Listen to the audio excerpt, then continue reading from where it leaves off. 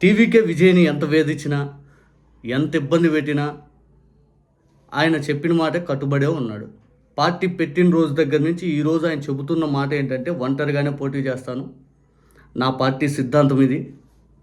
నేను ఇలాగే ఉంటాను అని చెప్పి పదే పదే చాలా మీటింగుల్లో చెప్పాడు.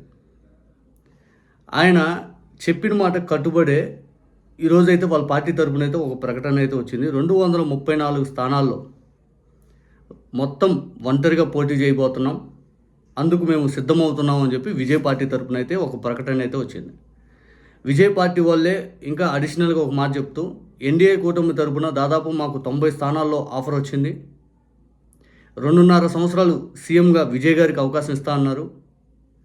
అయినా కానీ మేము ఎక్కడ వాటికి లొంగలేదు. మేము ఒంటరిగా పోటీ చేయడానికే సిద్ధంగా ఉన్నాం అని చెప్పి వాళ్ళైతే ప్రకటన చేశారు. ఇక్కడ విజయ్కి ఆఫర్ చేసినటువంటి 234లో 90 సీట్లు అంటే ఆషామాషి వ్యవహారం కాదు. దాదాపు 40% వాళ్ళకి ఆఫర్. 100%లో 40% సీట్లు విజయ్కి ఇస్తామని చెప్పినా కూడా ఆయన లొంగల. 2.5 సంవత్సరం సీఎం ఇస్తామని చెప్పినా ఆయన లొంగల. ఇక మన దగ్గర పవన్ కళ్యాణ్ గారి రాజకీయంకి, విజయ్ గారి రాజకీయంకి పొంతన అనేది లేదు. ఆ ఒక్క ఏదైతే వ్యక్తిగతమైన అంశం మీద మాత్రమే ఈయనకు పోలికలు చూపిస్తున్నారు. కానీ మిగిలిన రాజకీయ సార్లు విజయ్ గారికి ఈయనకు చాలా పెద్ద తేడా ఉంది. పార్టీ పెట్టినప్పుడు పవన్ కళ్యాణ్ గారు ఏదైతే సినిమా డైలాగులు చెప్పారో ఈ రోజుకి అదే సినిమా డైలాగులు చెప్తా ఉన్నారు. విజయ్ గారిది సినిమా డైలాగులా లేకపోతే పోరాట పటిమ అని చెప్పి ఇంకా మనం ముందు చూడాలి. కానీ ఫస్ట్ స్టెప్ అయితే విజయ్ గారు నా సినిమా డైలాగులు కాదు, నాది ఆచరణతో కూడిన మార్గం అని చెప్పి ఆయన అయితే ఒంటరిగా పోటీ చేస్తూ ఆయన మాట కట్టుబడి ఉండే మార్గమే చెప్పాడు ఆయన. ఎందుకంటే పవన్ కళ్యాణ్ గారిని ఎప్పుడు ఏ సిబిఐ వాళ్ళు ఏ ఎంక్వైరీలో లేకపోతే ఏ ఇబ్బంది ఎవరు పెట్టాల. విజయ్ గారిని పదే సిబిఐ కేసుల పేరిట, విచారణ పేరిట ఇబ్బంది పెడతా ఉన్నారు. ఆయన వ్యక్తిగత కుటుంబం పరంగా రోడ్డు మీద తీసుకొచ్చారు. వీటన్నిటి మీద ఇప్పుడు పెద్ద చర్చనీయాంశం అవుతూ ఉంది. అయినా కూడా ఆయన డైరెక్ట్గా ఆయన చేయాలని చెప్పేశాడు. ఇక పవన్ కళ్యాణ్ గారు నిన్న ఒక ఇంటర్వ్యూ ఇచ్చారు తమిళ మీడియాకి.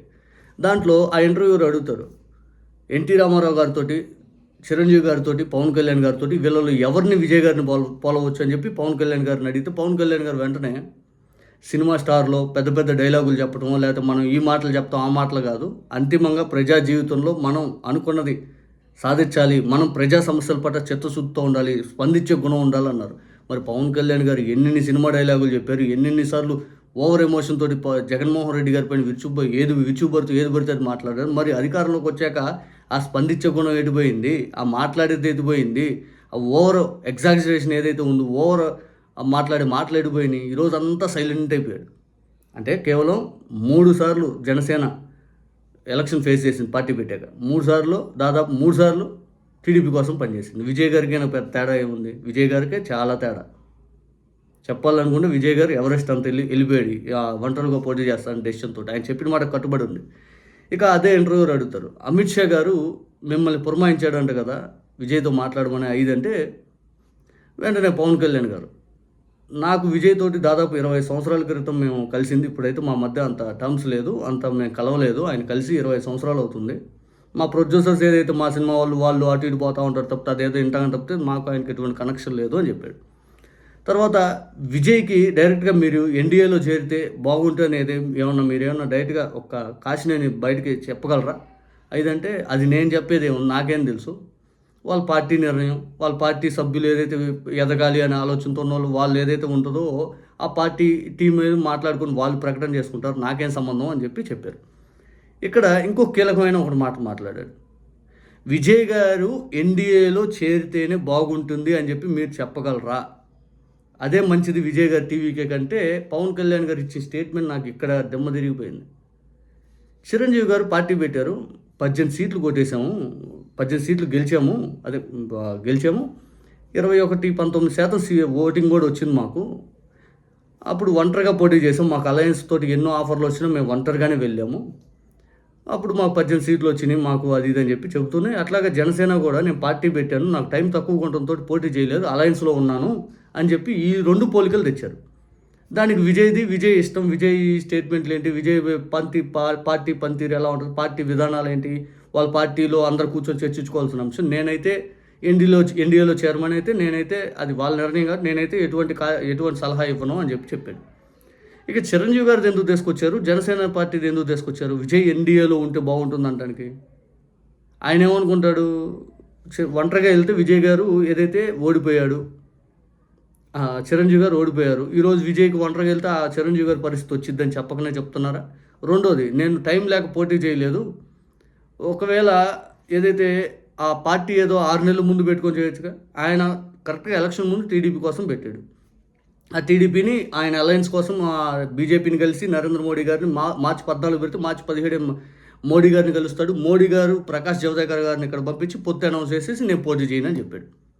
అంతిమంగా టీడీపీ కోసం పనిచేయడానికి పవన్ కళ్యాణ్ గారు ముందుగానే ఆలోచించుకున్నారు, అప్పుడు పెట్టేశారు. ఇక్కడ విజయ్ గారు డైరెక్ట్గా చాలా రోజుల ముందు పార్టీ పెట్టుకొని పోరాడుతూ ఉన్నాడు. గెలవని ఓడని చిరంజీవి గారి ఓడిపోయిన దానికి ఇప్పటికీ తెలుగు రాష్ట్రాల్లో గొప్ప పేరుంది ఆయనకి. గౌరవప్రదమైన ఓటమి, పోరాడిన వాళ్ళు పోరాడినాడు. అది ఒంటరిగా ఎన్ని ఇబ్బందులు ఉన్నా పోరాడాడు. అంతిమంగా నా వల్ల కాలేదని చెప్పి పక్కకి వెళ్ళిపోయాడు. పూర్తిగా రాజకీయాల నుంచి బయటకు వెళ్ళిపోయాడు. గౌరవప్రదమైన ఓటమి, గౌరవప్రదమైన వ్యక్తిగానే చిరంజీవి గారు పక్క తప్పుకున్నారు.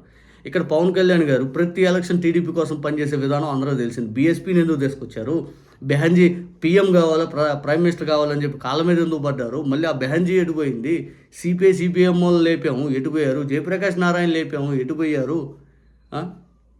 కాంగ్రెస్ హఠావో అన్నటువంటి పవన్ కళ్యాణ్ గారు అదే కాంగ్రెస్తో పొత్తు పెట్టుకున్న తెలుగుదేశంతో మళ్ళీ ఎట్ట పొత్తు పెట్టుకున్నాడు. ఇవన్నీ జనాలు అడిగే క్వశ్చన్లు పవన్ కళ్యాణ్ గారి దగ్గర సమాధానం. ఎంతసేపు ఈ అలయన్స్, పవన్ కళ్యాణ్ గారితో మాట్లాడాలంటే ఏ మీడియా వాడైనా అలయన్సుల గురించే మాట్లాడుతున్నారు తప్పితే, సార్ మీ రాజకీయ విధానం ఏంటి, మీరు ఇన్ని మాటలు చెప్పారు కదా, మీరు ఏం చేయబోతున్నారు సార్, మీ డెసిషన్లు ఏంటి అని ఎవరు మాట్లాడలే.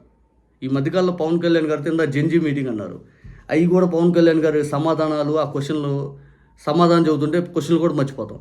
అడిగిన ఏమి అడిగారా బాబు అని చెప్పి. పవన్ కళ్యాణ్ గారి సమాధానానికి క్వశ్చన్కి అసలు పొంతనే ఉండదు. ఇందాక ఒక అమ్మాయి ఎవరో అడిగారు, అది ఆ తర్వాత ఇంకో వీడియోలు చూద్దాంలే.